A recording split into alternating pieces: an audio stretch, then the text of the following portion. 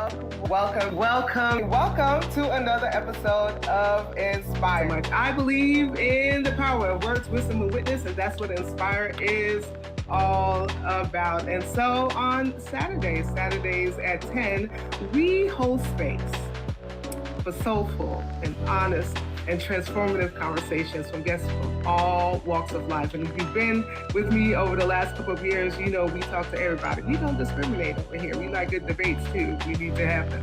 Entrepreneurs, artists, thought leaders, organizers, and everyday people who are living boldly and authentically. And we explore topics that matter, from mental health and identity to faith, business, justice, creativity, and healing. So whether we are spotlighting community leaders or celebrating personal triumphs, Inspire is rooted in the power of story and the belief that when we speak our truth, we light the way for others. Good morning to you. First of all, I need to shout out my intern, my creative fellow, Chloe, for our new intro. Listen, Chloe, I'm so proud of everything that you're doing, but thank you for taking the time to create that new intro. You're going to, well, it is my hope that you'll meet her and her mama soon on Aspire because she has an amazing story. But good morning, y'all. I'm so happy to be back. I was on summer break. It really wasn't a break because I was working, of course. Still working, but so grateful to have had some breathing time. Traveling, and school has just started again. And we're back in the thick of a new semester. But yeah, I had to bring Inspire back, and I could not have brought Inspire back. I couldn't think of a better show to bring us back than this conversation that we are going to have with Ananda, Leeke, and Garnet J. I'm excited. Hey, Bishop Bonnie, how are you? Thank you for joining us today. And this is Keijo Buchanan. If I pronounce it wrong, please let me know. Please let me know. Tell me how to pronounce it because I want to make sure that I am pronouncing it correctly. But if you are just coming on, do me a favor. And one, I want you to share this broadcast out. Share it out with your friends, family, with your networks. Tell them to come on and hang out with us here on Inspire. And K. Joe, thank you. K. Joe Buchanan, thank you so much. Oh, I see you on Facebook as well. Thank you for joining. Again, share it out. And listen, I want you to let me know where you are watching from and what you're sipping on. I'm going to ask that question again a little bit later, but I do want to make sure that I am inviting you to connect, follow, like, and subscribe. We are on Facebook, Instagram, YouTube, TikTok at Inspire with Sue W. We're also on the World Wide Web, as they call it. You can head over to our website at www.getinspire.live. There you can watch all of our previous episodes, find out a little bit more about the show, and subscribe to our newsletter because we don't want you to miss anything that's happening with Inspire. We are also on Spotify. So if you've missed an episode, we're uploading those previous episodes to Spotify, along with some additional bonus commentary from me. It's what came up, called The Overflow. It talks about what came up for me during the episode. So head over to Spotify. We are there as well as Inspired with Sue Webley. Do me a favor and follow. Listen, I need to get my numbers up on Spotify. So I'm going to invite you to follow me over there as well. Oh, good morning there, sister. Pastor Katrina, it's so good to see you. Thank you for joining me today. So before we get into the thick of our conversation today, I want to know what you're sipping on. So yeah, I know I always have coffee in my cup. Now I love coffee, and coffee don't necessarily love me, so it is decaf. And they have come for me in the past, and then in Garnet's about my decaf coffee. But listen, it's helping me not to get heartburn. Okay, I feel bad because Ananda has tea. They have tea in the back, okay, and I should be drinking some tea so I could be in solidarity with both of my guests this morning. But it is coffee.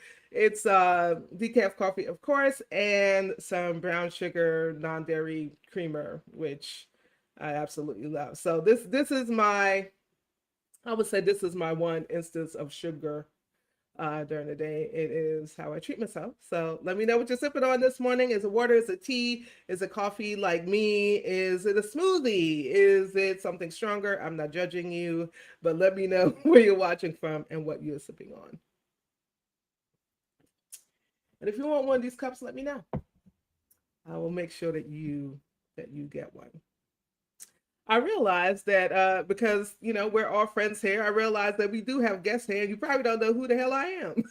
So I'm your host, Sue A. Webley. I'm a minister, entrepreneur, author, and producer. I believe in the power of words, wisdom, and witness, and that's exactly what Inspire is all about. And if you missed our intro, every Saturday morning at 10 a.m., we host space for honest, soulful, and often transformative conversations from guests from all walks of life.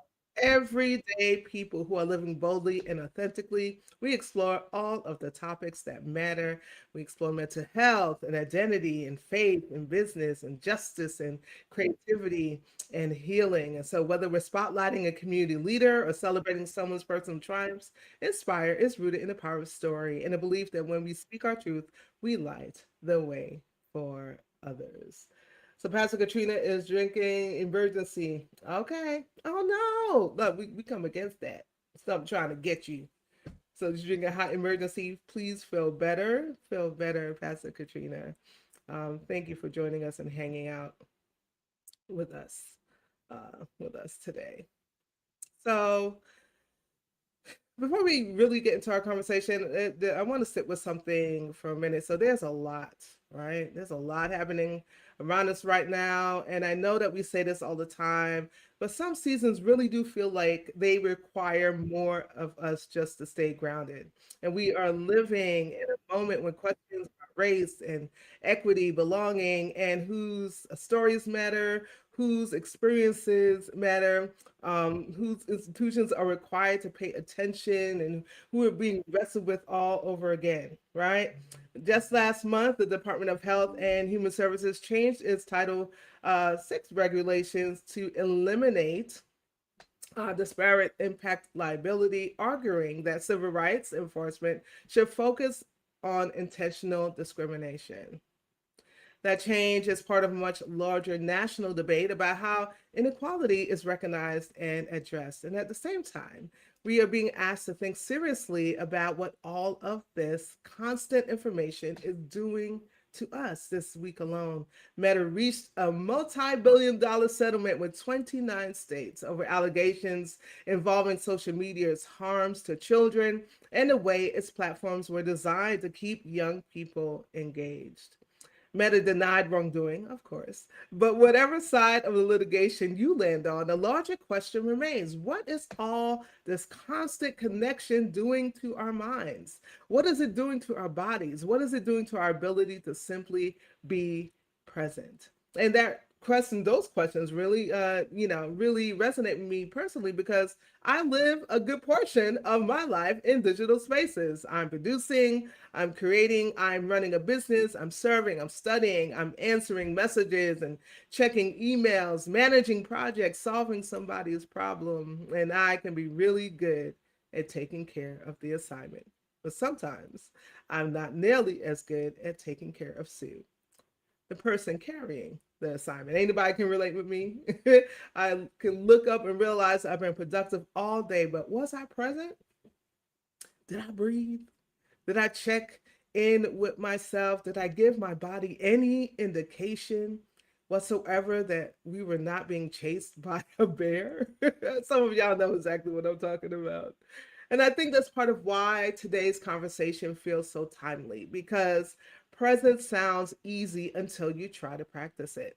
Grief sounds like something we understand until it belongs to us. And ancestry can sound like history until we till we realize rather that the people who came before us are still showing up in the way we speak, in the food that we make, the music that moves us, the prayers we pray, the things we fear, the things we survive, and the ways that we love. And we're also at the end of Black August, a tradition rooted in Black remembrance, resistance, and liberation. Over time, people observing Black August have incorporated study, meditation, fasting, reflection, and physical discipline into that remembrance. And I find something deeply meaningful about that combination, resistance and reflection, and liberation and stillness, because our people have always known something about using creativity and ritual to survive what should have broken us. We made music in the middle of our mourning. We found laughter in places where there shouldn't have been anything funny. We turned kitchens and front porches and beauty shops and church basements into places of counsel, care, resistance, and healing. And I don't say that to romanticize our resilience, not at all. Our ancestors should not have had to survive everything that they survived. But I do want us to remember that they left us more than trauma. I want to say that again. I want us to remember, y'all, that our ancestors left us more than trauma. They left us medicine. They left us imagination. They left us rhythm and faith and humor and recipes and stories. They left us ways of knowing, ways of finding one another. And maybe one of the questions we should be asking isn't only what did my ancestors endure that I now have to heal from? Maybe we should also be asking, what did my ancestors know that I can heal with? That's one of the reasons I've been looking forward to this conversation today. My guest, Ananda Leeke, let me put them up on the screen because I was excited. My guest, Ananda Leeke, understands this work from the inside out. Her journey into mindfulness and wellness didn't begin because everything was going wonderfully. It began after careers in law, investment banking, and digital communications left her dealing with stress, burnout, and expectations that were no longer serving her. Her journey eventually led her into meditation, yoga, Reiki, creative writing, and art. And today she is a mindfulness teacher, a digital wellness educator, a sound healer, author, artist, and the chief mindfulness officer of Ananda Leeke Consulting. And now, at this stage of her life, she has released her debut spoken word album, Thriving Mindfully as Teresa's Daughter, a body of work rooted in her mother, Teresa B. Garnet Leeke, in grief, in ancestry, in presence, and in what it means to keep becoming. But those words do not travel by themselves. Joining Ananda is Garnet Jackson, also known as Garnet J, a Jamaican-born, London-based music producer and engineer, and the founder of Footprint Productions. Garnet isn't simply somebody who added a soundtrack after the poetry was finished. Ananda describes him as her best friend and creative partner who helped guide her through the years-long writing, recording process. His production creates the sonic space where these words can breathe, drawing on jazz, soul, Afrobeat, funk, rhythm, silence, and restraint. And that's what I want us to explore today. What happens when words and music become medicine? What happens when we stop trying to rush grief? What happens when we understand presence not as something else we have to accomplish, but as a way of returning home to ourselves? And what changes when we begin to see our ancestors not only through what they suffered, but through the gardens that they planted that we are still harvesting? Maybe there's something in today's conversation that reminds you of your mother, your grandmother, someone you have lost, a song that takes you right back to a particular room, a part of yourself you've been too busy to hear, or maybe just a breath you've been holding for far too long. So today, family, I don't want us to simply listen for good answers. I want us to listen for ourselves, because maybe becoming more fully ourselves doesn't always require adding something new. Sometimes it begins by remembering what was already there. So as we prepare for Ananda and Garnet to join us today, let's take a look at the video for the Thriving Mindfully theme.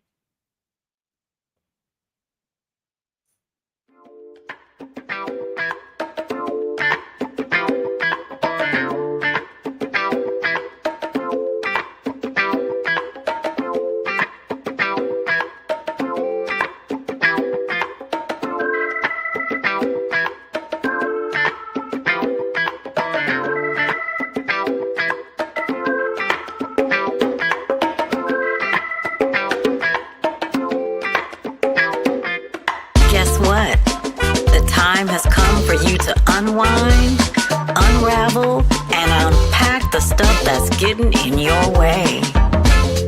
So speak to your heart. Allow the vulnerability to be as it is. Now listen without judgment and pay close attention. This message was made for you. 1. Slow your living. 2. Sustain your living. 3. Share your living. 4. Serve through your living. And 5. Savor your living. I invite you to make these commitments your intentions to be present, well, and the real you. Did you hear me? I invite you to make these commitments your intentions to be present, well, and the real you. Bring them to life with every breath you take and in every moment that you create, 'cause your life matters. Embrace thriving mindfully today.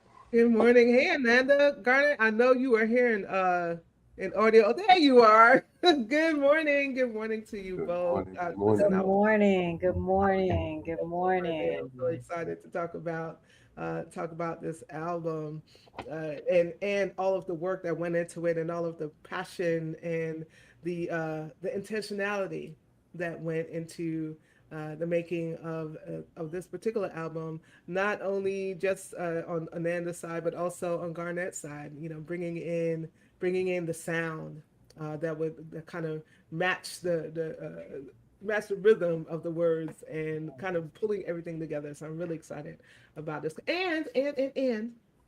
And then to let me know that this is their first interview, so I am incredibly honored to be the one to kind of have this conversation with you for the first time. And so yeah, so nah. Anybody else?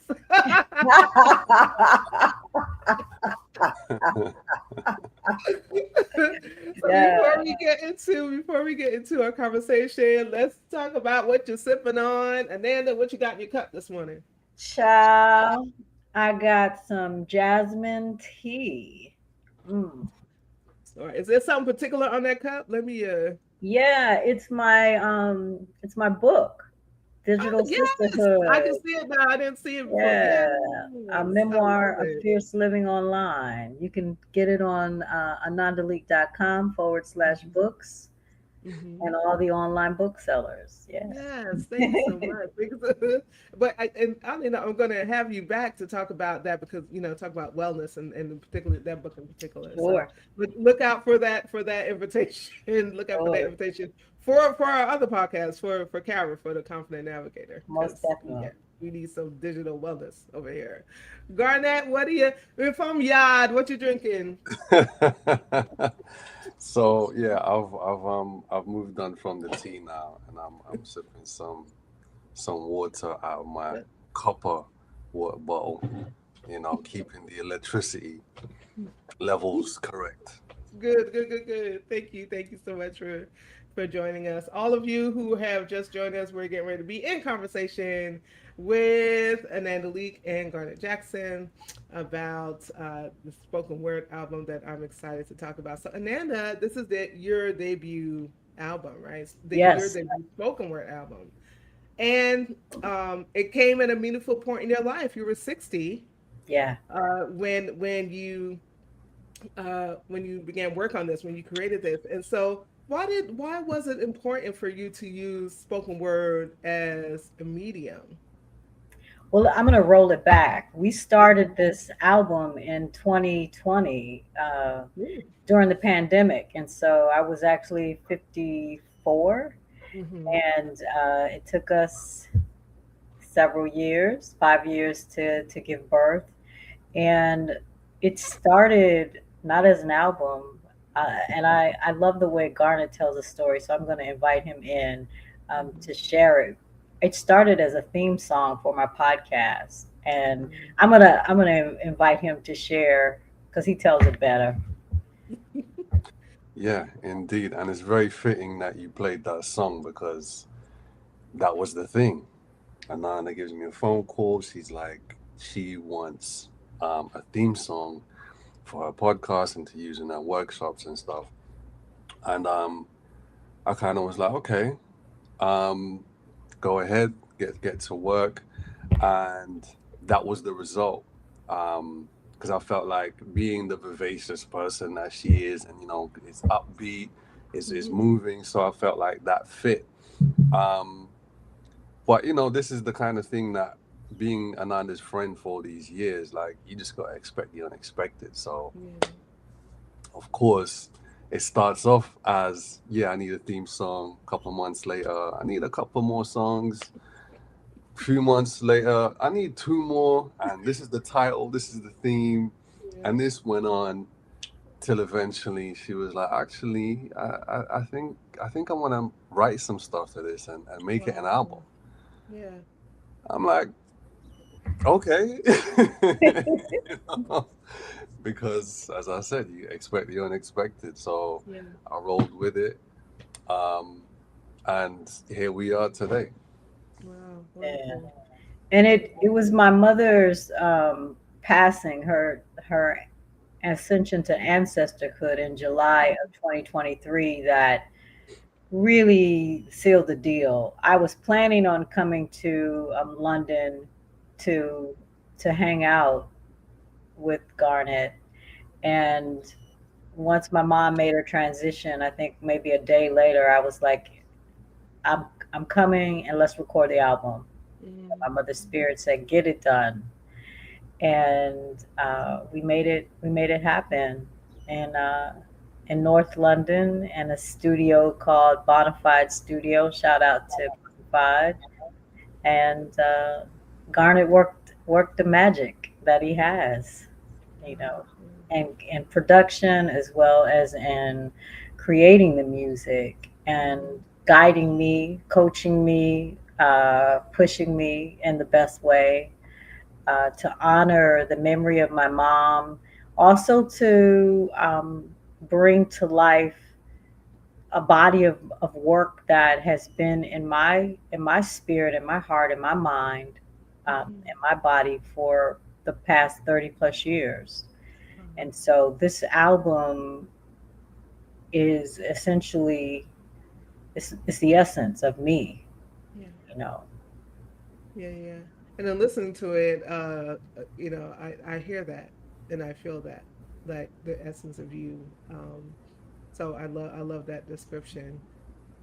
And what came up for me while you were talking about how the whole album happened anyway is that once we open doors, we open portals, right? So we'll create one thing and then all of a sudden like something else opens up, and I was like, okay, you know what? Yeah, let's connect it to that, or let's see what how this works, right? So I'm not surprised at all that it began with hey, I need something for my podcast, and it's now turned into this beautiful spoken word album. So thank you for sharing that with us. So I Ananda, want you I go wanted ahead. to add one more thing.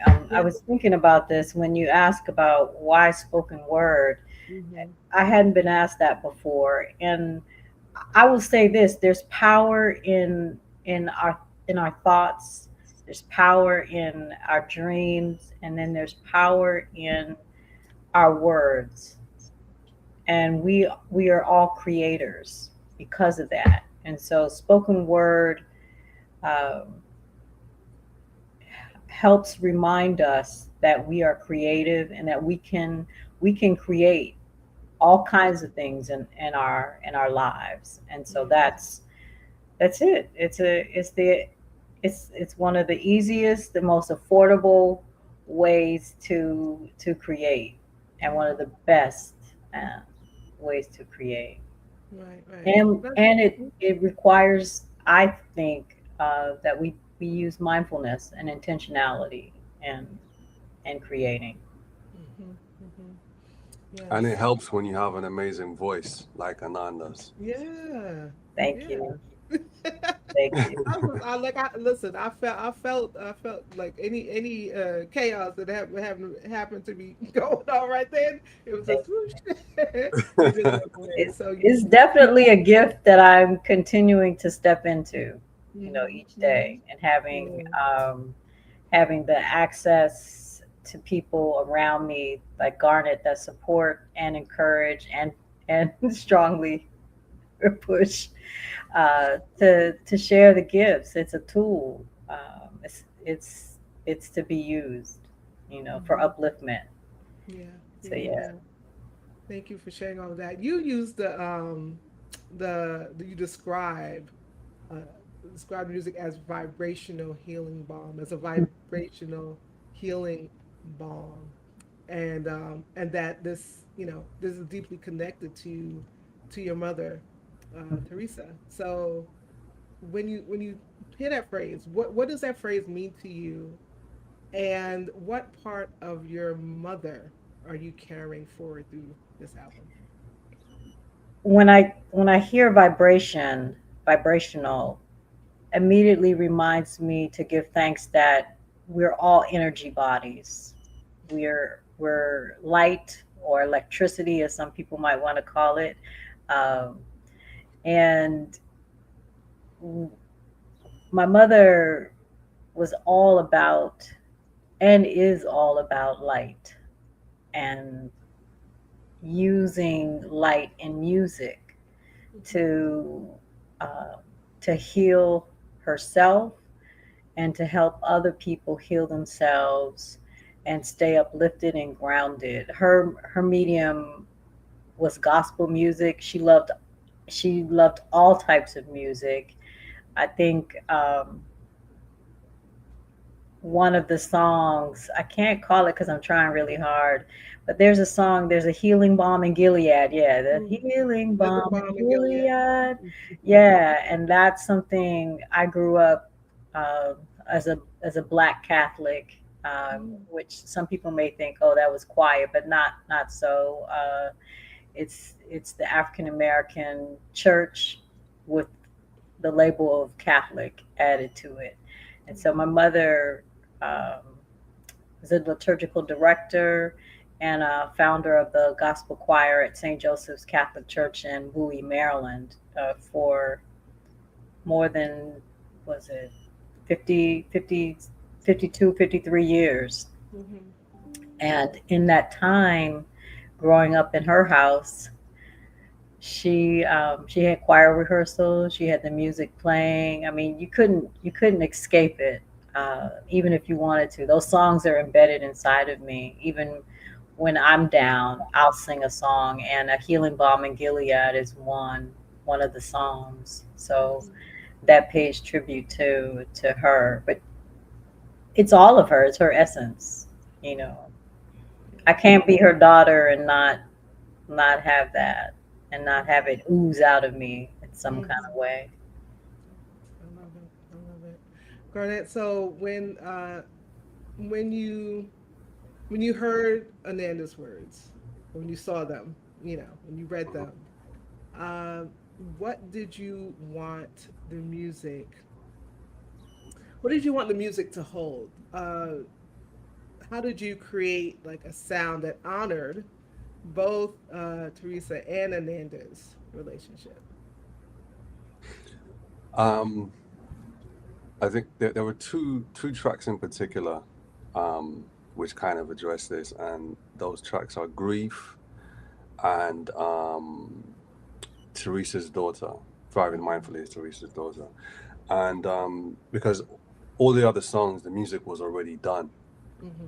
and then she wrote, and we went and recorded, but in the day that we went to the studio, she had these two additional tracks, and so she just recorded the vocals for Grief and for Teresa's daughter. So then I had to build the music around it, and that was a really interesting exercise, because I've done that in the form of like remixes before, but this is like, an original song from scratch, so there's no previous reference. And I just sat with it and listened to it. And as I said, I mean, she has an amazing voice, and that's one of the main um, pieces of feedback that I get whenever I play this stuff. For people hearing and, oh my God, her voice is so soothing. I feel so amazing, so good when I hear her voice, and especially with Grief. Mm-hmm. I mean, the words are lived in. You know, like when you hear what she's saying, this is somebody who's lived in that grief, you know, and with everything that comes with the weight of grief, um, the uncertainty, um, but the heartbeat still keeps going, and so that's what I just went with, and I started playing the chords just to her words, and then kind of just ease back and just really just felt the energy of what she was saying. And then once I got the chords down, um, it kind of just was organic. It just was easy to build it from there. I didn't want the anything to create any kind of clutter around it. Mm-hmm. Mm-hmm. It's really kind of just like garnishing, her words and her delivery. And yeah, that's what I wanted. I wanted to create like a palette for people to be able to absorb what she was saying, and the way she was saying it, you know. And with Teresa's daughter as well, because it was so fresh, she just passed, and when I heard the words again, it's all heartfelt, and I work from the heart Yeah. musically, so it's easy for me to connect with something if it's genuine, it has that authenticity to it. And I didn't want it to be sad, so with Teresa's daughter, it's like there is some melancholy in it, but Yeah. I always find that there's a hopefulness in melancholy, and I wanted to create something that also reflected um Teresa's musical history, Mm-hmm. so you hear some bits of like organ in there, and that's kind of like shouting her out because that was her medium, you know um and yeah, so it had a bit of playfulness as well, because that's when I hear her talk about her mom, and just knowing about the relationship, there is that in there as well. So Yeah. it's really about knowing Ananda as a person, and then conveying that musically, Yeah. Yeah. and that's what Thank led you. us to Yeah. those two songs. Listen, I love it. Thank you. I want to, since you brought grief up, I do want to touch on grief now. So, Ananda, you said that no one can tell us what grief means, that we have to know it for ourselves. And you take a word that we all know and give it new language, right? So, grounded in grace, release, invitation, express and fully and freely. How did that understanding of grief come to you, and how has it changed the way that you move through loss? So, what was the last part of the question? How has it changed? The way that you move through loss. Oh, yeah. Let's say life. Let's say life. Oh, wow. So it came about through morning walks. Right after my mom passed, uh, my schedule, my life was upended, and I had a few days that I would spend in my U Street neighborhood in DC. And anytime I came home, because I was staying at my dad's house, uh, anytime I came home, I made sure that I would go walking with my sister love, Tanya. Mhm. And we would talk, have conversations, and a lot of times I would share what I had been writing.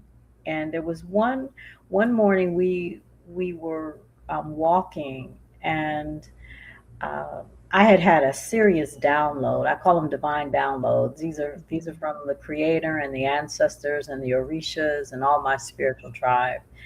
And I didn't know what it was, but I know I needed to record it. It's just like I need to get this down. And I happened to record it on the land where there is a African American cemetery. Mhm. Uh, don't ask me for the details because I would have to go back to the post and read it. And it when I watched it, I just said, "Wow, this is something. I don't know what it is, but it's something. It had to come out of me because part of my grieving process, one of the practices that I use beyond movement of my body was and is journaling, mindful Mhm. journaling, and it's just getting it out, getting the emotions out, getting opening up my heart and getting it out. And so when I was in London and we were prepping the night before, this was it 3 years ago in August, actually. It's hard to believe it's been 3 years. I I took some of that journal entry and decided, you know what, I want to record a song. I want to record it. I want to take this and record it. And let me just say that process of recording, it wasn't me just having prepared pieces. I took from my books. I had my journal. I had large pieces of drawing paper.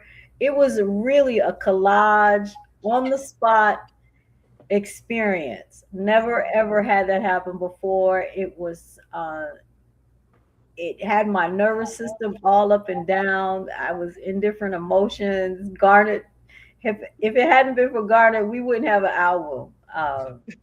Because he knows how to deal with my BS, my fears, all of he was doing more than handling me. Oh. He was stretching me that day. And Mhm. and so it came into being, but really it's my reminder to myself that you can read the books, watch the videos, go to workshops, get trainings. It's going to be your own experience, and there's no time limit on it. It shifts and it changes. And grief, I'm just starting to understand how it changed me, in terms of my energy level, Mhm. uh, what what I chase after, if I chase after anything at this point.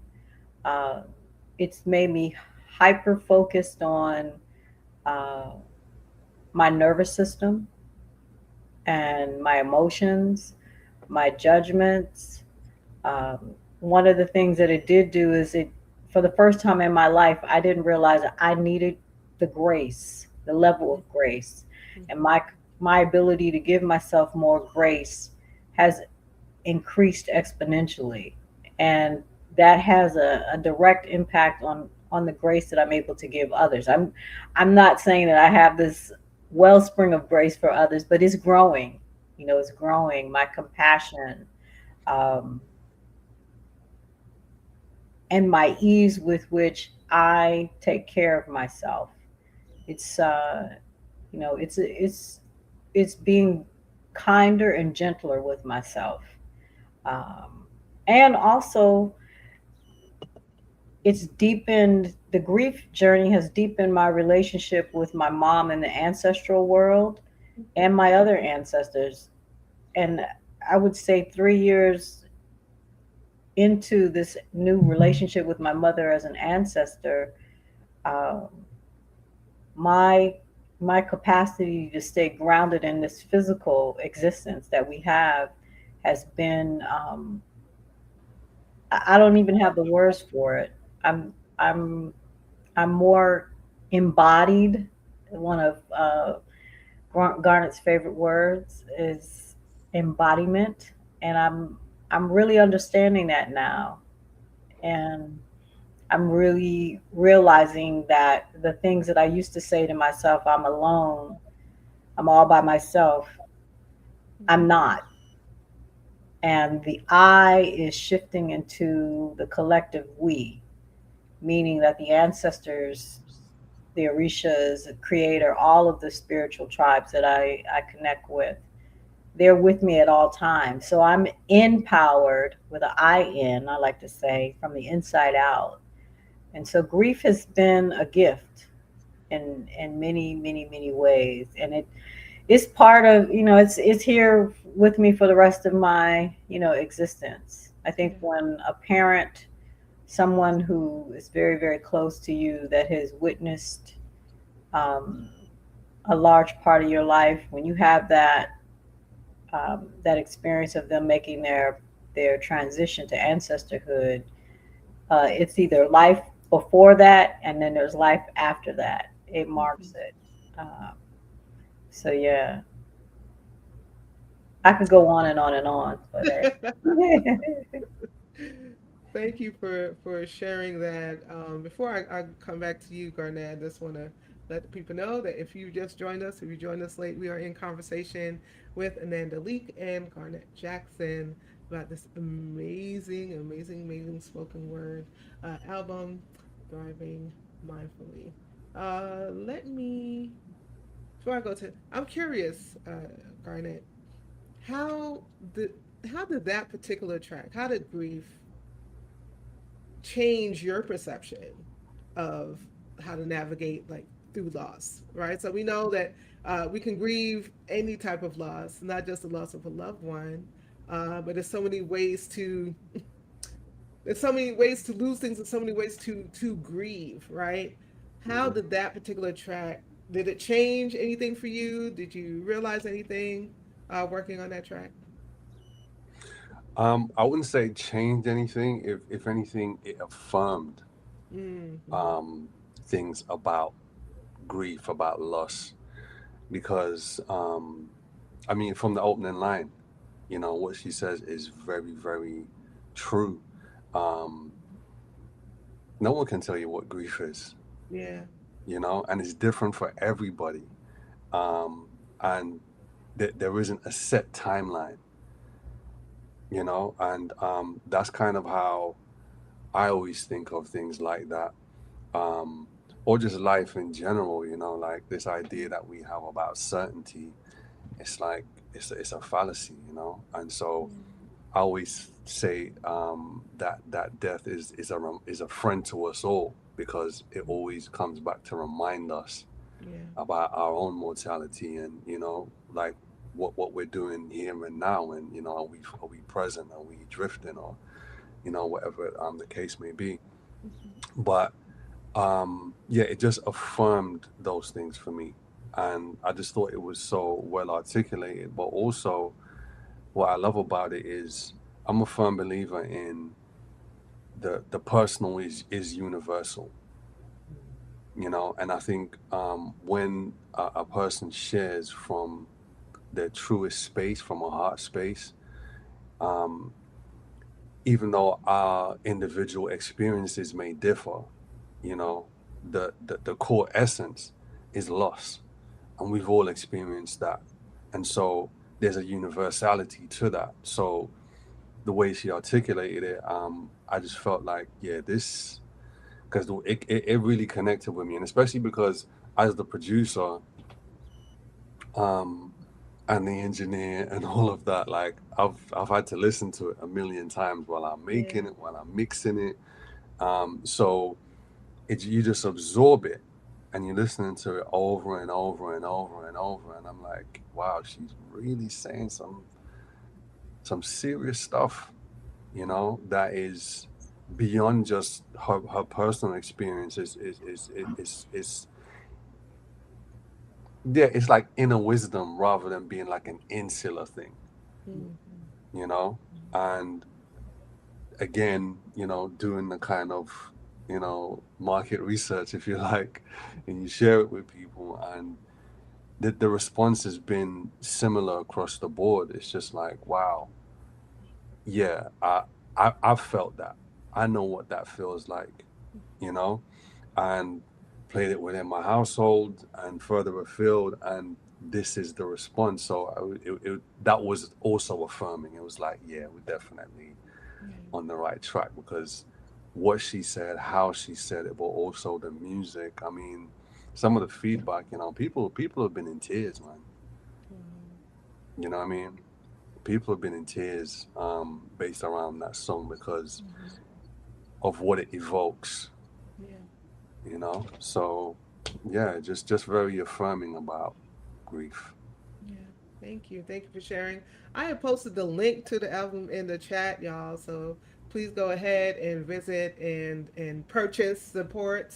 And you get to listen to all of these fabulous tracks. I do one of my favorite tracks. It's Present AF. I do want to play a little bit of that.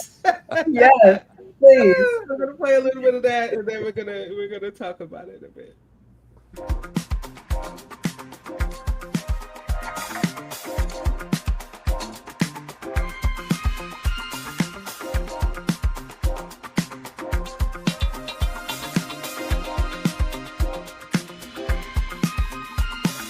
Breathe, baby, breathe. The elevator is stuck. It ain't going nowhere. So what you gonna do, boo? Now we both know we're talking to you about an elevator while you're in a deep sleep. And it ain't really about being stuck. We can both agree that you are the elevator, stuck, going nowhere, no time soon. So breathe, baby, breathe.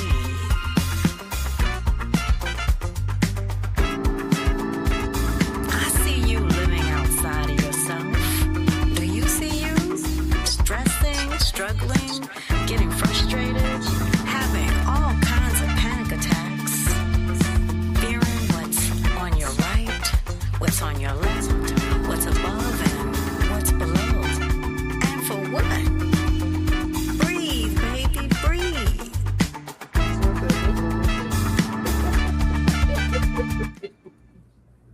Ah, Yeah. I love that track. I'm not gonna listen. You want to hear the rest of it? Go ahead and purchase the purchase the album. But I said, speak to me, Ananda. Speak to me. Oh, So of course there's humor in it, right? There's humor in it. yes. But there's also this like deeply grounding invitation to come back to yourself. So Mhm. where did this particular piece come from? It, And yeah, what does it mean for you to say that presence is our birthright? okay. So it came from a series of um, unemployment or underemployment experiences that I had in the 90s, in Mm, the early 2000s. And I had panic attacks at one point. Um, and it was all attached to my identity, which is manufactured. We're told in society, many of us are socialized, I would say, to identify with our jobs, our careers, um, our positions. And I had for many, many years identified myself as this high powered lawyer, investment banker. And when it dissipated and I was left out in the cold, I didn't know what the F to do. Can we cuss on this show? You could cuss. I didn't know what the fuck to do. It's one of my favorite words. And I'm learning so many new things about you, Ananda. yeah, no, like this is like, yeah, Sue and I, we have had several conversations on Inspire, but this is the realest one because this is the realest person in terms of where all of my stuff Yeah. is. Yeah, the keeper of a lot of things is Garnet J, one of the many people, several people, not a whole lot, but just I yeah. know where the buddies are. He knows where the bodies are, and it's like, dang. But anyway, back to that. So in all of those experiences, especially the one where I had the panic attacks, and I was um, sent to a therapist as an intervention with my parents, John and Teresa Leeke. I thought we were going for like a family kind of conversation, and we're in the session, and my therapist Carolyn in the '90s is saying, "No, we're here for you. Like this is an intervention." And through the therapy sessions with Carolyn, she invited me in my first solo session with her. She said, "You can either have have an opportunity to practice meditation or medication. Which one is it going to be?" And so I immediately raised my hand and said, "Meditation, please." And so it was through that process that I started to recognize how very important it is for me to be present, not just in a yoga class, not just whenever I felt like it, but at all times to have a commitment to and an actual practice of this birthright that we get, this mindfulness, which is the presence, this ability to be aware of what's happening in the present moment, whether it's your emotions, no matter what you label them as, what's happening inside and around you. Just taking that moment, because we get, one of the things that I've learned on my journey is we get 1,440 minutes each and every day. That's a lot of minutes. So for me to say I'm too busy to take one of those minutes to breathe, to get present with myself is bullshit, and it's the breath and being present is the easiest, the cheapest, and the most useful thing we can do to take care of ourselves, and to be present so that you having a panic attack, what can you do, to navigate that. That was one thing because I wasn't even trying to know that I had the panic attack, but becoming aware of the signs of it too, so I can take care of myself. And I want to say too that meditation is one of the ways that I have taken care of myself with panic attacks. Medication is also an option for folks. It just wasn't my option. But there's no right or wrong way to navigate your responses to stress and struggle. Thank you for that, Garnet. Anything comes up for you with this particular track? Yeah, it is one of my favorites as well. Just, I mean, the title alone was just like, oh my God, Ananda. And so for that, because yeah, there was a kind of like initial draft version, but after the recording of the vocals, it was like this needs some more oomph. You know, this needs to be a strut. You know, because even though you're kind of navigating, panic attacks and being on the elevator and stuff, um, it's still kind of like calling you to be right here, right now, and you kind of have to stick your chest out and put some pep in your step. Yeah. So came with that kind of like more kind of funk vibe. Um, really like stripped it down and just let again just created the canvas for her to strut vocally and just like yeah, I love that track, but the title cracks me up. I still laugh at that. That was I went directly to. I was like, oh, let me listen to that. Was probably the first one I. See, there you go. You know if you know, you know. That's what I love about it. Yeah. Well, oh gosh, I don't really like literally at time, but I have to ask you about this ancestral medicine one, all right? That ancestral medicine piece, um, and that because it really stayed with me. And you said that your ancestors built a garden with their lives, Hmm. and you describe yourself as their harvest, right? In celebration. So what does it mean to see yourself as the harvest of your ancestors, and what responsibility, if any, comes with that? Um, it means to see myself. This is the first time some. I love all your questions. I mean, I'm going to use your phrasing, but to see myself as a harvest and a celebration of my ancestors is is to one know that I am so loved, that we are so loved by our loving, wise, and well ancestors. Uh,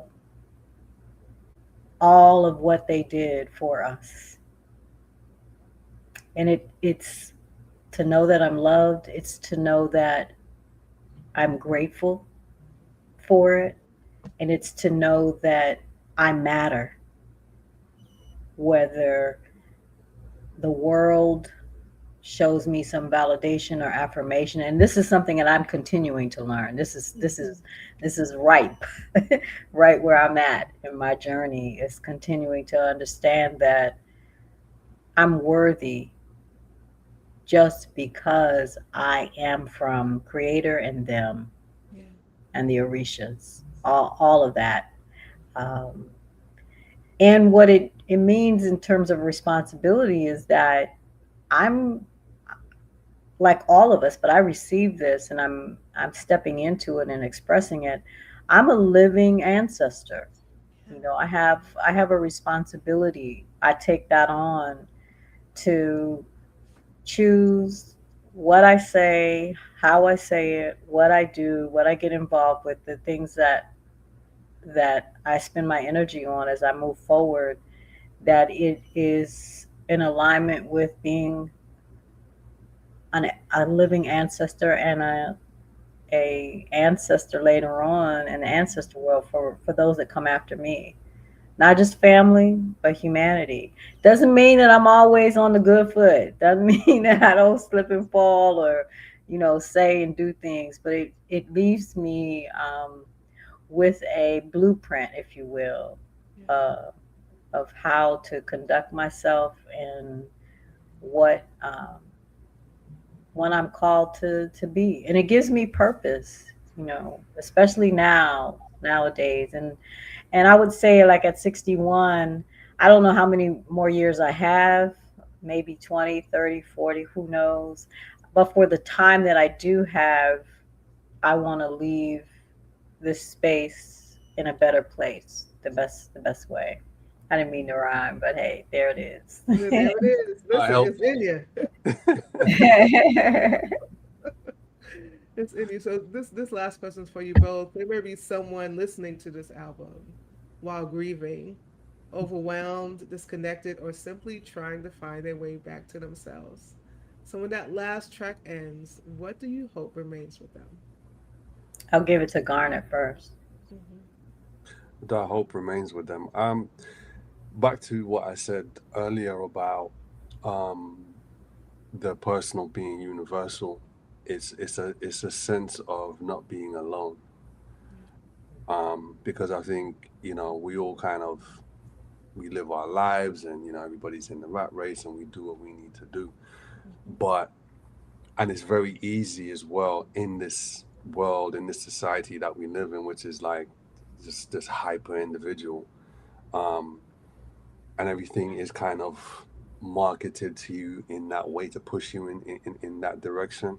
And I think when you listen to something like this, especially in a music industry that is not like it was in terms of the output, is very kind of cosmetic. And I think when you listen to something like this, I would hope that they would tap into their own heart after hearing something real, but also just can connect and relate and realize, like, or remember that you're not alone. And I think that the greatest of artists do that is they allow us to feel seen, to feel heard. And yeah, that's ultimately what I would love. So my message is twofold. One is grieve the way that you feel called to grieve, not not following a recipe, not when people say, well, why don't you just get over it?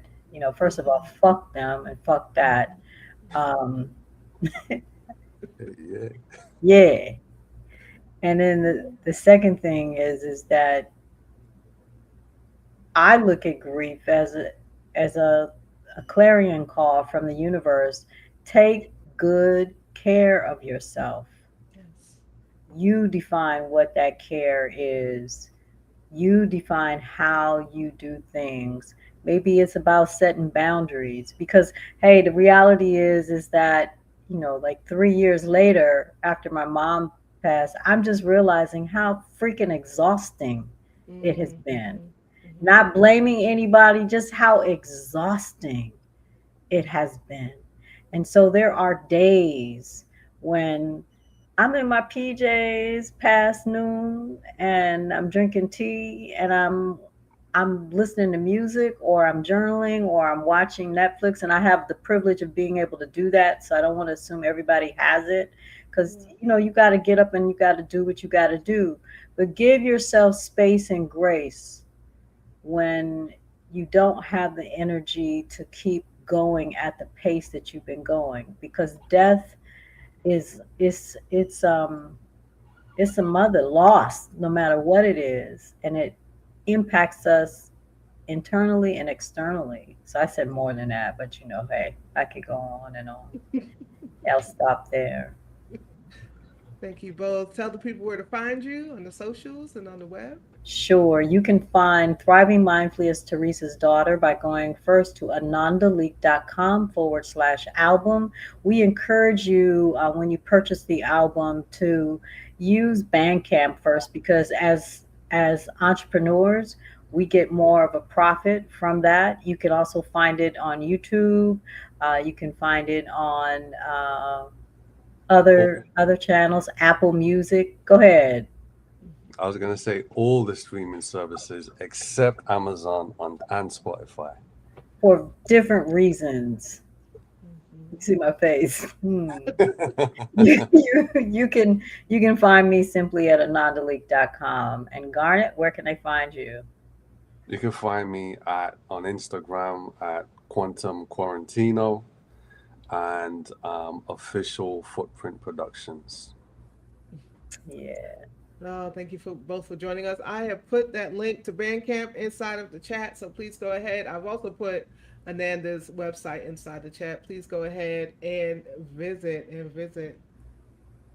Oh wow. So Andre says my parents passed away 5 months apart from each other, and I still haven't allowed myself to grieve fully, and it's been 13 years now.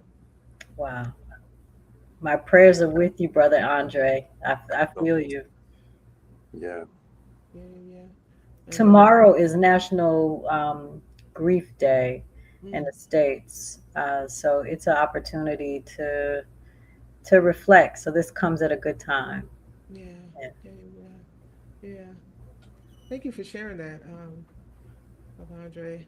I'm also keeping you lifted, keeping your heart lifted. So, Ananda and Garnet, you've kind of just during this conversation, you reminded us of this idea of returning, right?